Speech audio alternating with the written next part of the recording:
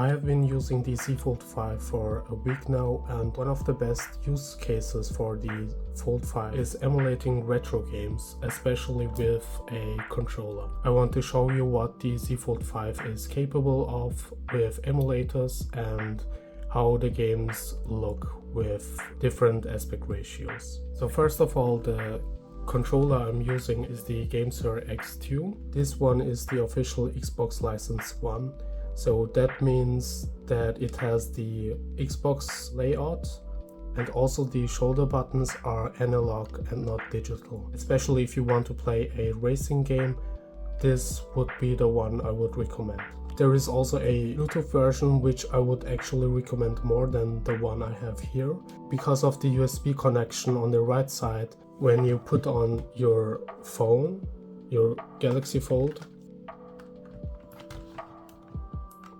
the weighting of the phone will feel a little weird. There is also a version where the USB-C connection is on the left side, so you would use it more like a Nintendo DS or 3DS. My favorite emulator with this phone would be the Ether SX2, which is a PS2 emulator. With this phone it is especially nice since the PS2 has a 4:3 aspect ratio, which would mean that the games are taking advantage most of the screen.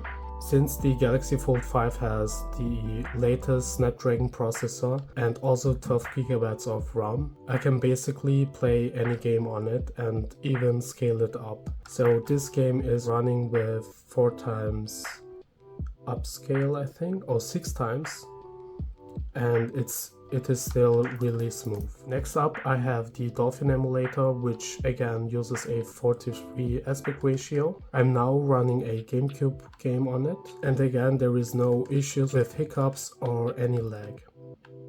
Next up is the M64 Plus FC emulator. With the N64 emulator I found out that there is here and there small glitches, like here the nose of the Pokemon is not shown, and same with the second Pokemon too. I feel like this is more common with, generally speaking, N64 emulators, but most of them still work. If we go to settings, you can see that I was running the game with basically a 5K resolution, and it still was running without any hiccups and without any lag. The next emulator I'm going to show is the Drastic emulator. Playing Nintendo DS or 3DS games on the Fold 5 is much better if you use the portrait mode.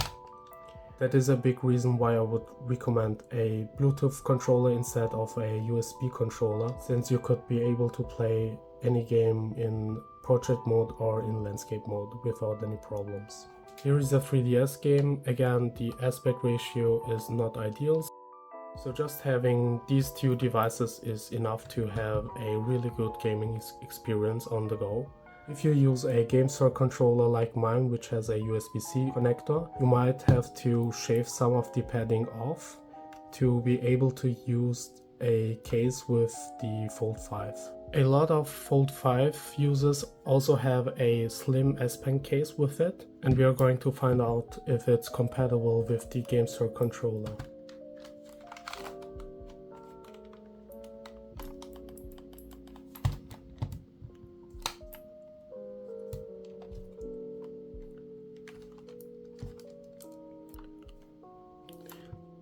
As you can see, the controller is not lighting up. That means there is no connection with the phone, so it won't work with the S Pen inside. Let's try it without it.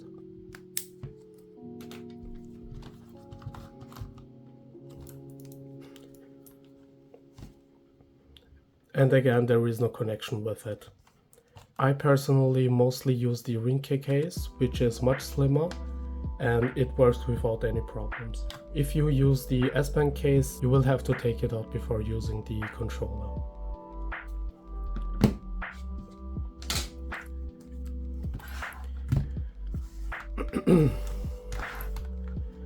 So this was my showcase of different emulators with the Fold 5. If you have any questions, you can ask me in the comments below.